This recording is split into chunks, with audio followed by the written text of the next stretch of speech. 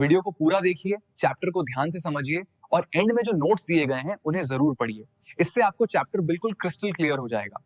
कभी सोचा है कि अगर वो एक चीज जो सबसे ज्यादा प्यारी है अचानक से गायब हो जाए तो क्या होगा? मुल्कराज आनंद की क्लासिक कहानी द लॉस्ट चाइल्ड ठीक इसी एक पल की कहानी है, जहां एक बच्चे की दुनिया जो पूरी तरह खुशियों से भरी थी, पलक झपकते ही पूरी तरह बदल जाती है। तो इस कहानी के जरिए हम ये समझेंगे कि कैसे एक छोटा बच्चा हमें जिंदगी की सबसे बड़ी सच्चाई सिखा जाता है। चलिए शुरू करते हैं ये सफर। कहानी शुरू होती है एक बेहद खूबसूरत सरसों के खेत से। आप बस कल्पना कीजिए, मीलों तक फैला हुआ सोने की तरह चमकता हुआ खेत।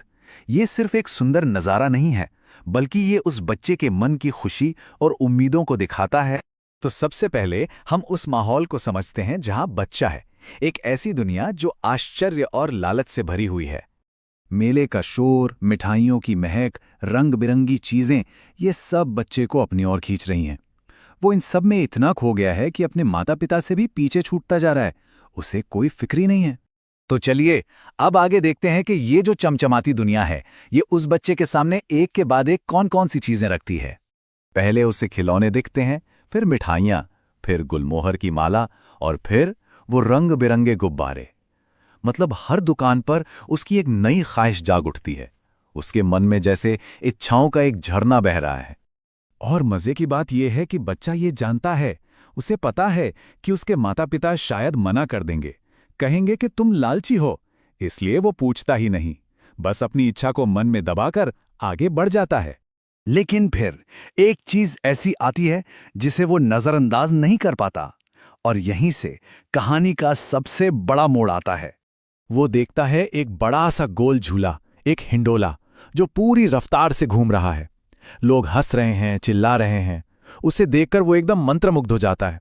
उसे भी उस झूले पर बैठना है। तो इस बार वो पूरी हिम्मत जुटाता है और अपने माता पिता से पूछने के लिए मुड़ता है। वो उस पल में बस वही एक चीज चाहता है, पर कोई जवाब नहीं आता। सामने पूरी खामोशी है। वो पलटकर देखता है और उसके माता पिता वहां नहीं हैं। बस उसी एक पल में उसकी पूरी दुनिया जैसे उलट-पुलट हो जाती है। और फिर शुरू होती है घबराहट, एक ऐसा डर जो सोचने समझने की शक्ति छीन लेता है।